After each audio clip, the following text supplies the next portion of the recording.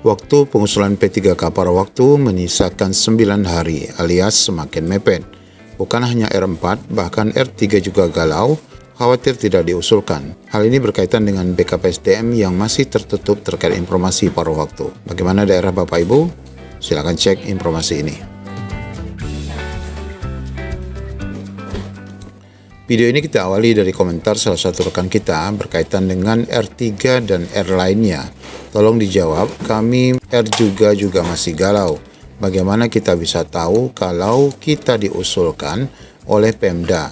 Karena BKD kami tidak mau kooperatif, nggak mau jawab saat ditanya. Nah, ini persoalan yang memang mungkin dialami oleh rekan-rekan baik R1, R2, bahkan sampai R5 yang memang tidak mengetahui secara rinci proses pengusulan formasi paruh waktu yang dilakukan Pemda kepada Panselnas. Nah, hal itu diakibatkan karena BKPSDM atau Pemda sendiri itu tidak terbuka berkaitan dengan proses pengusulan yang dilakukan oleh Pemda kepada BKN dan Pan-RB. Nah, di sini kita ada dua informasi yang berkaitan dengan hal itu. Yang pertama adalah ribuan R3 tidak diusulkan Pemda jadi P3K paruh waktu. Nah, alasannya sangat aneh dan bikin emosi. Kemudian informasi kedua selanjutnya nanti berkaitan dengan batas waktu yang semakin mepet, yang mana hanya tersisa 9 hari menjelang tanggal 20 Agustus, di mana seluruh rekan-rekan yang berkode R harus turun tangan dan tidak boleh tinggal diam. Ya, kita baca dulu informasi pertama. Ribuan honorer R3 tidak diusulkan oleh Pemda jadi P3K paruh waktu, di mana alasan Pemda pun dinilai mengada-ngada dan bikin emosi honorer R3. Ketua Aliansi R2-R3 Faisal Mahardika mengungkapkan honorer R3 di Jawa Timur tidak semua diusulkan dapat formasi paruh waktu. Paling banyak yang tidak dapat diusulkan ialah tenaga teknis seperti honorer di instansi sumber daya air. Lebih dari 2.000 honorer R3 di Dinas Sumber Daya Air tidak diajukan Pemprov Jatim ke Kemenpan RB. Ada juga tenaga pendidikan yang tidak diusulkan sejumlah kabupaten kota. Nah, melihat banyaknya R3 tidak diajukan menjadi P3K paruh waktu, Faisal mengaku langsung berkoordinasi dengan BKD Jawa Timur. Nah, untuk Jawa Timur saja Bapak Ibu, meskipun surat resmi untuk pengusulan R3 itu sudah dilayangkan, namun ternyata masih terdapat kasus-kasus yang bukan hanya R4 ya, R3 yang tidak diusulkan. Alasan BKD, R3 Dinas Sumber Daya tidak diajukan Pemprov Jatim karena mereka digaji lewat dana APBN bukan APBD. Nah, ini ya salah satu penyebabnya. Barangkali mungkin ini terjadi di daerah rekan-rekan. Jadi BKD bilang ada 5 kementerian yang tidak mengajukan usulan R3 diangkat paruh waktu. Salah satunya adalah Kementerian PU yang mana membawahi Dinas PU, termasuk juga Dinas Sumber Daya Air. Hal ini menyebabkan rekan-rekan R3 dari instansi ini semakin galau karena batas waktu pengusulan khusus untuk Jatim saja sampai dengan malam ini pukul 00. Nah, ini hari Senin kemarin ya Bapak Ibu, berarti ini sebenarnya sudah tutup. Walaupun usulan kebutuhan P3K paruh waktu Kemenpan RB hingga tanggal 20, tetapi Pemprov Jatim memberikan tenggat bagi organisasi untuk menginput sampai dengan hari Senin tanggal 11. Nah, ini berdasarkan surat yang telah dilayangkan kepada OPD. Nah, untuk rekan-rekan R3 SDA bukan daerah yang tidak mengajukan, melainkan kementeriannya. Kalau diajukan daerah akan menimbulkan beban karena teman-teman ini bukan digaji APBD tetapi APBN. Nah, ini ternyata masalah baru yang kita temui di daerah terkait rekan-rekan ini.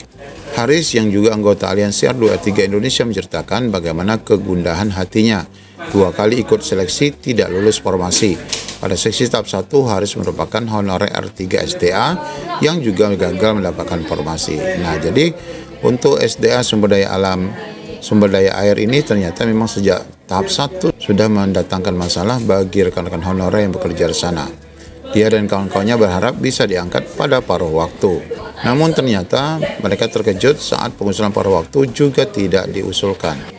Nah, jika tidak diusulkan dikhawatirkan nanti database-nya juga akan hilang. Dan kami was-was akhirnya bisa dijadikan outsourcing sewaktu-waktu ataupun diputusin kontrak. Nah, apakah memang ada beda antara gaji APBN dan APBD? Padahal di dalam surat Menpan RB 8 Agustus tidak menyebutkan pembatasan dan instansi mana saja yang wajib ataupun tidak mengusulkan. Nah, barangkali kasus ini juga terjadi pada rekan-rekan yang berada di instansi yang pembayaran gajinya dari APBN. Silakan beri pencerahannya di kolom komentar. Kemudian Bapak Ibu, ini berkaitan dengan usulan tanggal 20 Agustus yang sudah semakin mepet. Ini diminta kepada rekan-rekan yang seluruhnya berkode R apapun itu untuk tidak tinggal diam. Batas waktu pengajuan usulan P3K paruh waktu adalah 20 Agustus. Dengan demikian, tahapan pengusulan menyisakan 9 hari atau bahasa kasarnya 1 minggu saja. Jadwal tersebut tertuang dalam lampiran surat tertanggal 8 Agustus kemarin. Berkaitan dengan hal itu, belasan perwakilan honorer R1 sampai R3 lintas OPD di lingkup pemerintah Tulung Agung beraudiensi dengan BKPSDM. Nah, ini yang perlu dilakukan ya, Bapak Ibu, untuk menjawab yang seperti ini tadi pertanyaan rekan-rekan kita nih, apa yang harus dilakukan? Ya memang kita harus cari tahu Bapak Ibu dan mengawal apakah rekan-rekan kita ini ataupun nama kita diusulkan oleh PKD. Intinya apakah proses itu sudah diusulkan atau belum, itu perlu kita tahu, dan kepastian apakah akan diusulkan atau tidak itu yang juga menjadi tanda tanya. Perwakilan honorer Adi mengatakan kunjungan bersama itu dilakukan untuk mendapatkan kejelasan sekaligus memastikan implementasi terkait Permen RB 16 terkait pada waktu itu. Semua diawali paruh waktu dan nantinya bisa menjadi penuh waktu. Karena jelas sekali sebagaimana yang sudah kita bahas, jika rekan-rekan tidak diusulkan, akan hanya R4, R3 saja bisa saja dirumahkan ataupun diputus kontrak. Dia menyebutkan di Tulung Agung terdapat 3.000 non-ASN yang diharapkan menjadi paruh waktu ini. Nah, setelah bertemu dengan BKD, Kepala Pengadaan, Pemberhentian, dan Informasi BKD menjelaskan bahwa kriteria tenaga honorer yang dapat diusulkan adalah mereka yang telah ikut tahapan. Jelas ya, R1 sampai R5. Dari data kami itu ada 5.000 tenaga non-ASN yang mengikuti seleksi. Terbanyak berasal dari guru dan teknis. Dia menjelaskan bahwa proses pengusulan dilakukan secara paralel sesuai arahan Kemenpan RB yang mana jadwalnya sudah dirilis. Pemberkasan menggunakan data yang sudah disimpan di BKPSDM, sehingga kami tinggal lakukan validasi. Nah, melalui koordinasi ini, pemerintah daerah berharap skema paruh waktu dapat menjadi jembatan transisi. Nah, tentu saja dengan audiensi ini, rekan-rekan ini menjadi tahu ya apakah Pemdanya nanti bakal mengusulkan, tidak lagi menjadi tanda tanya apakah masuk dalam pengusulan ataupun tidak.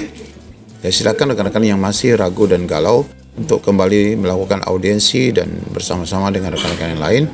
Sebaiknya itu tadi bergabung lintas OPD bersama-sama untuk mempertanyakan hal itu. Jangan sampai Pemda cuek dan tidak mengusulkan. Demikian, semoga menjadi pencerahan. Assalamualaikum warahmatullahi wabarakatuh.